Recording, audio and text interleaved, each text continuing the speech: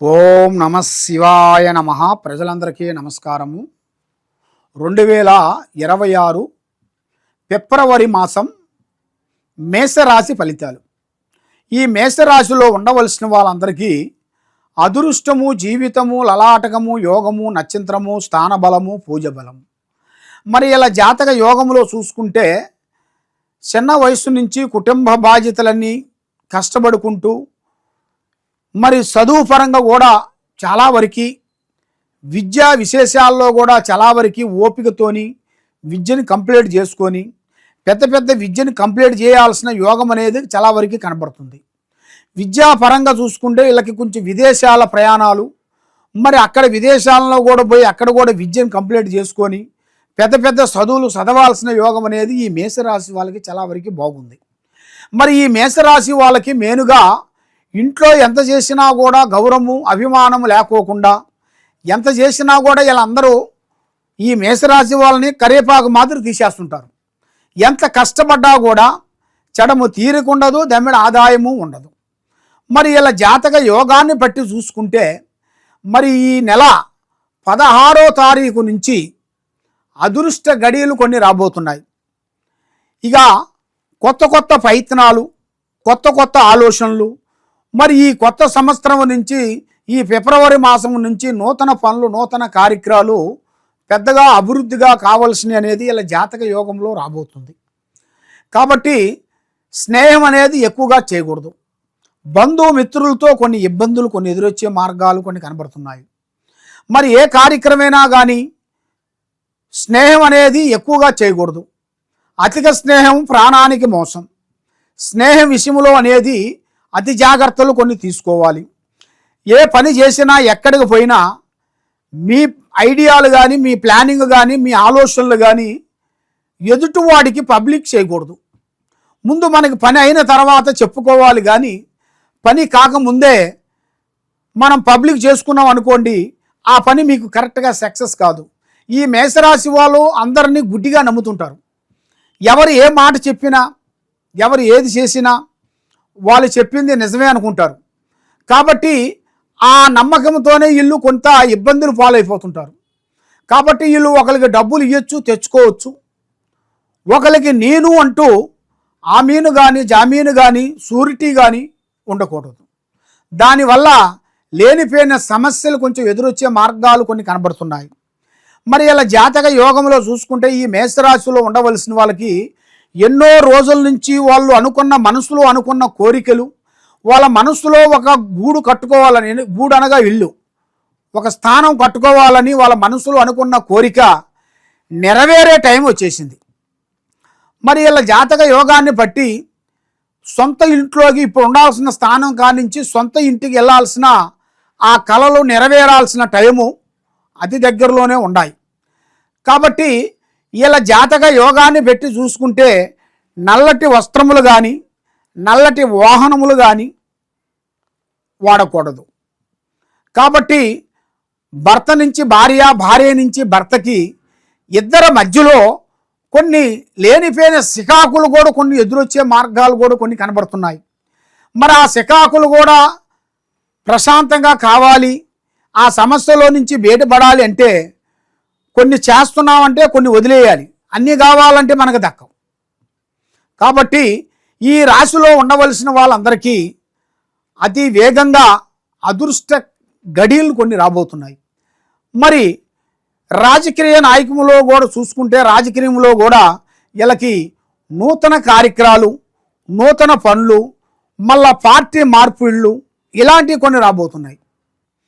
మరి ఎన్నో రోజుల నుంచి స్థిరాస్తులు పెద్దవాళ్ళు సంపాదించినవి కానీ, లేదు తల్లిదండ్రుల నుంచి కానీ, అత్తమామ నుంచి కానీ వీళ్ళకి పెద్దవాళ్ళ తరపు నుంచి స్థిరాస్తులు కొంచెం రావాల్సినవి కూడా కొన్ని ఉన్నాయి.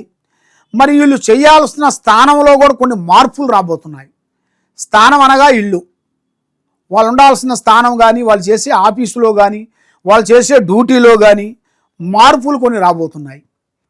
ఈ మేషరాశి వాళ్ళకి కొన్ని అద్భుతమైన రాజకీయంలో కూడా ఒక పెద్ద స్థాయిగా నిలబడాల్సింది కూడా యోగం అనేది చాలా వరకు కనబడుతుంది.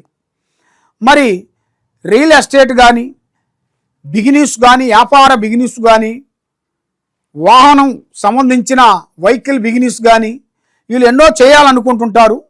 ఒకటి అనుకుంటుంటారు, ఇంకోటి చేస్తుంటారు. మరి ఏ పని అనుకున్నా కూడా ఆ పని చేతికాడికి వస్తుంటుంది, నోటికి అందుకోకుండా పోతుంటుంది. చూసేవాళ్ళ వరకు రెండు పక్కల సంపాదిస్తున్నావు, మీ భార్య ఒక పక్క సంపాదిస్తుంది, నువ్వు ఒక పక్క సంపాదిస్తున్నావు, మీ కొడుకులు ఒక పక్క సంపాదిస్తున్నారు, మీకేమి తక్కువ అంటూ ప్రజా ఏడుపు, ప్రజా దిష్టి కూడా ఎక్కువగా కనబడుతుంది. ఈ నరదిష్టి వల్ల మీరు ఏ కార్యక్రమైనా కానీ అవలీలగా ముందుకు పోలాకోకుండా బ్రేక్ అయిపోతున్నారు. మరి మీకన్నా చిన్న చిన్న వాళ్ళు, అమాయకులు, మీ దగ్గర డైరెక్షన్ తీసుకున్న వాళ్ళు కూడా ఇప్పుడు పెద్ద స్థాయికి వచ్చేసారు. కాబట్టి మీరు ఏ కార్యక్రమైనా కానీ, ఏ పనైనా కానీ మీరు వెళ్ళే ముందు ఆశ చూసి అడిగేయండి. తొందరపాటు అనేది వద్దు. ఎవరో ఏదో చేశాడని మనం అది చేయాల్సింది కాదు. కాబట్టి మనకున్నదాన్ని మనం నిలుపుకోవాలి. మనకున్నది మనకు నిలవాలంటే మనం పడే కష్టం అనేది, ఆ కష్టం విలువ అనేది తెలుసుకోవాలి. ఆ కష్టం విలువ తెలియకోకుండా ఏం కాదులే, అక్కడో ఇక్కడో అప్పు తెచ్చి పెడదాంలే, పెద్ద స్థాయికి లేస్తాం పైకి అని అనుకుంటారు చాలామంది. కానీ వాళ్ళు మధ్య వాళ్ళ మాటలు విని అక్కడో ఇక్కడో అప్పు తెచ్చి బిజినెస్ మీద చేసే పనుల మీద పెట్టేసి ఎంతో నష్టపోతుంటారు. ఆ నష్టపోయిన తర్వాత అర్థమవుతుంటుంది వాళ్ళకి నెక్స్ట్ మనీ ఎలా రావాలి, ఈ సమస్యని క్లీన్ చేయాలంటే ఇంకా నెక్స్ట్ అప్పు చేయాలి. అప్పు చేయాలంటే బ్యాంకీలో అప్పు చేయాలి, మళ్ళీ అక్కడ ఇక్కడ అప్పు చేయాలి. ఈ అప్పు చేసిన తర్వాత ఈ అప్పుకి అప్పు పెరిగిపోతూనే ఉంటుంది, కొండ మాదిరి పెరిగిపోతుంటుంది. అప్పుడు ఏ దగ్గరవాడు కానీ, ఏ స్నేహితుడు కానీ, ఏ బంధువు కానీ, ఏ మిత్రువు కానీ ఎవరు మనకి సహకరించరు. ఎందువల్ల అంటే డబ్బులు ఉన్నంత వరకే మన దగ్గరకు వస్తుంటారు. బెల్లం ఉన్నంత వరకే ఈగలు వాళ్తాయి, బెల్లం అయిపోయిన తర్వాత ఏ ఈగ వాళ్దాం. అదేవిధంగా మన బంధువులు కానీ, మన స్నేహితులు కానీ మన దగ్గర డబ్బు ఉందిరా అంటేనే మన దగ్గర మాట్లాడటం కానీ, చేయటం కానీ, మన దగ్గర రావటం కానీ, మనతో స్నేహం చేయటం కానీ ఇలాంటివి జరుగుతుంటాయి. మన దగ్గర ఒక స్టెప్, రెండు స్టెప్పులు బ్యాక్ వెళ్ళాము అనుకోండి, ఇంకా అయిపోయింది వీడి పని అని మనల్ని తక్కువ చూపు చూస్తుంటారు. కాబట్టి పడ్డవాడు చెడ్డవాడు కాదు. కాబట్టి ఆ భగవంతుడు దయ వల్ల వీళ్ళకి మంచి యోగం అనేది రాబోతుంది. మరి ఈ మేషరాశిలో ఉండవలసిన వాళ్ళందరికీ మెయిన్గా శ్రీ కనకదుర్గా అమ్మవారిని పూజాబలం చేయాలి. కనకదుర్గా అమ్మవారితో పాటు శ్రీ వారాహిని మాతని అమ్మవారిని పూజాబలం చేసినట్టుకైతే ఇలా ఇంట్లో ఉండాల్సిన అష్టకష్ట దరిద్ర దోష నివారణ పోతుంది, లక్ష్మి నిలబడుతుంది, మనశ్శాంతిగా ఉంటుంది. ఏ కార్యక్రమం అనుకుంటారో ఆ కార్యక్రమం వీళ్ళకి 100% కరెక్ట్గా సక్సెస్ అయ్యే మార్గాలు కొన్ని కనబడుతున్నాయి.